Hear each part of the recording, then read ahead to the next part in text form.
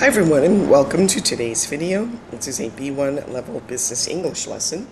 Today we're starting a new unit on job satisfaction, and in this lesson we're going to be reviewing all of the narrative verb tenses. And so by the end of this lesson you should be able to tell a story about a work experience using the correct verb tense. All right, so now here's some questions that you can answer in the comments about work-life balance. So how would you define the term work-life balance? What do we mean by a good work-life balance? And is it important to have good work-life balance? Why or why not? Great, here's some vocabulary words so you can um, pause the video and try matching the words with the definitions on your own, and then restart when you're ready to check your answers. Right, to make something look more attractive by putting things on it. That is number 3, to decorate. Time after a child is born, when a parent is allowed to be away from work to care for the child. That's number 1, parental leave. To lose one's job is number 4, to get fired. An area where a person works is number 5, their workspace. And a rule made by a business is number 2, policy. All right, now you're going to complete the sentences with the words from the boxes, and you might need to change the form of some of the words. You can pause the video and try this on your own, and then restart when you're ready to check your answers. So I have a good workspace with a wide desk and big windows. He got fired after coming to work late 12 days in a row. The company has introduced a new policy to allow staff to work from home. She will be away until the end of June on parental leave. And some employees choose to decorate the office with family photos. Now think about work-life balance and discuss the questions. Again, you can put your answers in the comments to generate some discussion. So do you think work-life balance is the same in different countries? And if so, why do you think so? And if not, which countries do you think have the best balance and which have the worst? All right, now read Jana's thoughts about the parental leave policy in Iceland. You can pause the video and read on your own, or you can follow along as I read. Iceland has a great parental leave policy. When I was living in Iceland, I had a baby. At that time, both my husband and I received 3 months of parental leave and an extra 3 months to divide between ourselves. And the best part is that we each got 80% of our salary during that time. I was glad that I had moved to Iceland before having a baby. So are the statements below true or false? In Iceland, both parents have at least 3 months of parental leave. That is true. In Iceland, both parents receive their full salary during their parental leave. That's false. They get 80%. And Jana had a baby before moving to Iceland. That is false.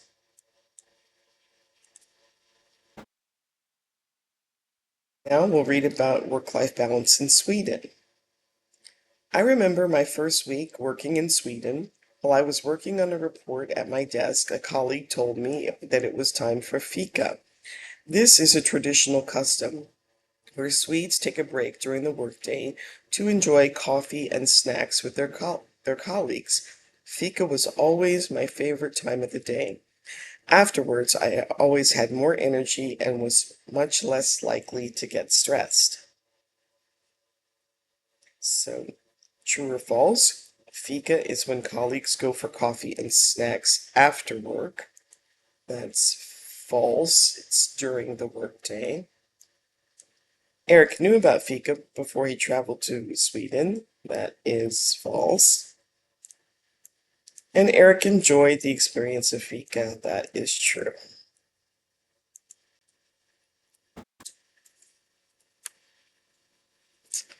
Now the work-life balance in the US and France. When I moved to the US for work, I was surprised to learn that my job provided only 2 weeks of vacation time. In France, there is a 5-week minimum of paid vacation time. I had accepted the job before I knew these details. So true or false, people in France can take at least 5 weeks of vacation every year. That is true. Americans always receive more than 2 weeks of vacation time. That's false. Elena didn't know about the vacation time policy when she accepted her job in the US. That is true.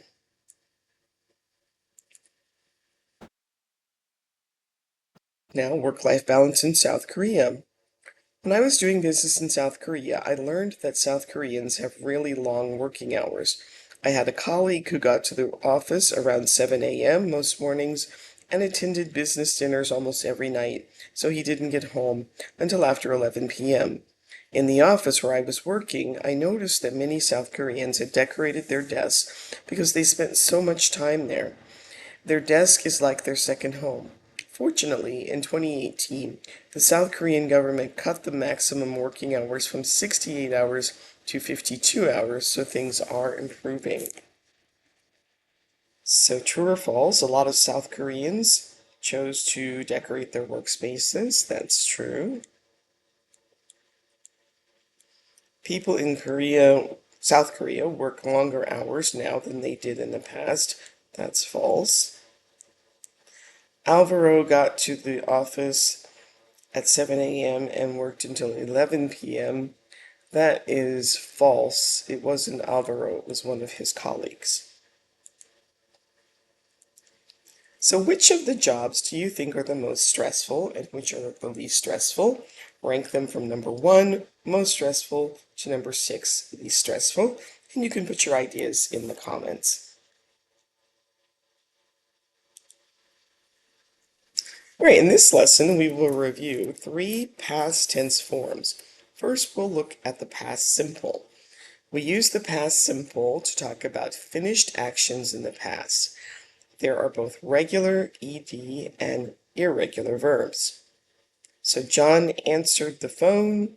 We cleaned the staff kitchen yesterday. So these are regular forms because the past ends in ed. I forgot to send an important email. Enrique took notes. So these are irregular forms. The past tense does not end in ed. Another past tense form is the past continuous. We use the past continuous to talk about an action that wasn't finished at a point of time in the past. The past continuous uses was or were and the ing form of the verb. I was reading at 11:30 a.m. We can use the past continuous with the past simple to talk about something that happened during another action. We were talking about the project when Bruna arrived. I was working on my presentation when the phone rang. The third past form we will look at is the past perfect. We use the past perfect to talk about an action that finished before a point in time in the past. The past perfect uses had and the past participle of the verb. We often use the past perfect with the past simple to show what happened before the main action we talk about. I had sent the report when I noticed the mistake. Olivia had left the office when one of her customers came to see her. The past continuous and the past perfect can both be used with the past simple. However, the meaning is different. So they were eating dinner when I arrived. They had eaten dinner when I arrived. So here, the eating is still in progress, the ing. And here, the eating is finished. So look at the pictures and complete the sentences below with the correct past form of the verbs in parentheses. You can pause the video, try this on your own, and then restart when you are ready to check your answers. So we were talking about the project when Danny had a great idea. I had done everything I needed to do, so I decided to take a break.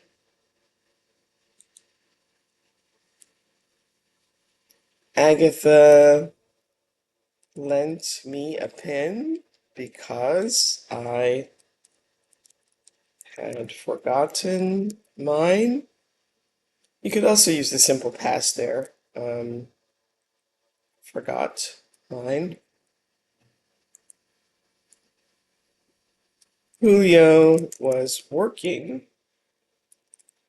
by himself, so asked him, I asked if he needed some help. All right, now we're going to listen to the opening of a podcast interview with Richard Poe, an HR manager, and then answer the questions.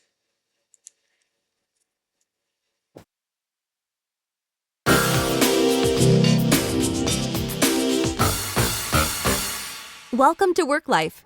I'm your host, Marie Turner. Today's guest is Richard Poe, VP of Human Resources at Top Score Media. He's going to talk about some of the issues that cause stress at work and what companies can do to fix them. Welcome, Richard. Thanks for having me, Marie. So, let's get right to it. What is the most common cause of workplace stress? All right, so what topics do you think they're going to talk about in the interview? Well, she said workplace stress. And what do you think Richard will say about these topics? Maybe some of the reasons why people get stressed. And he might also have some suggestions about how to reduce workplace stress. All right, so now we're going to listen to the first half of the interview and see if your ideas were correct, and then you can answer these questions. So, let's get right to it. What is the most common cause of workplace stress? There are a lot of factors that can cause stress, but I'd say that the two biggest causes of stress are a fear of getting fired and deadlines, especially deadlines that are not realistic. How can an employee stress less about deadlines? At my last job, there was an employee named Tim. Tim had been at the company for more than 10 years when a new manager got hired. The new manager expected Tim to meet deadlines that Tim felt were impossible to meet. He was working night and day and felt so stressed. Meanwhile, his boss had no idea. In this case, I advised him to communicate with his manager as soon as possible. And did that help? Yes, honest communication always helps. In fact, she was very grateful that he was honest because she didn't know, and a few of her other employees also felt the same way. Okay, so what does Richard say are the most common causes of stress at work? Well, he said the fear of getting fired and unrealistic deadlines. What problem did Tim have? He got a new manager and she set what he thought were unrealistic deadlines, and he was very stressed out because he was working long hours and trying to meet these deadlines. What advice did Richard give Tim? Richard advised him to talk to the manager, use open and honest communication. And did the advice help? He said yes, it did. The manager didn't realize that her deadlines were unrealistic, but then she discovered that many of the other employees felt the same way too. Now we'll listen to the second half of the interview and answer the questions. Another common reason for stress is a person's workspace. Some people have trouble working with all the noise in an open office. Others might think the office is too hot or too cold. Many offices have problems like this that can cause employees to get stressed. Working conditions are very important. And what can an employee do about that? The solution is the same. Communicate. Let your manager know. I remember an engineer named Aaron who just could not concentrate with noise. He had made many mistakes in his code before he finally told his manager the problem. His manager bought Aaron a pair of noise canceling headphones, and Aaron became so much more productive. The solution is often easy, but it has to be discussed in order to be fixed. So, what other cause of workplace stress does Richard talk about? He talks about issues in the workspace or the work environment. What does Richard say this is the solution to this? Again, just open and honest communication. And what was Aaron's problem and how was it solved? He was distracted by the noise in his workspace, and so his boss bought him a pair of noise canceling headphones. Now, one way that companies can make employees feel happier is to offer employee benefits. Which benefits do you think are most important, and are there any that you don't think are important? Rank them from number 1, most important, to number 8, least important, and explain your choices. And you can do that in the comments. But we have a few vocabulary words before you do that. Benefits are things you get from a company in addition to the money that you earn. Subsidized is paid for by the company, and pension is money paid to someone who has retired.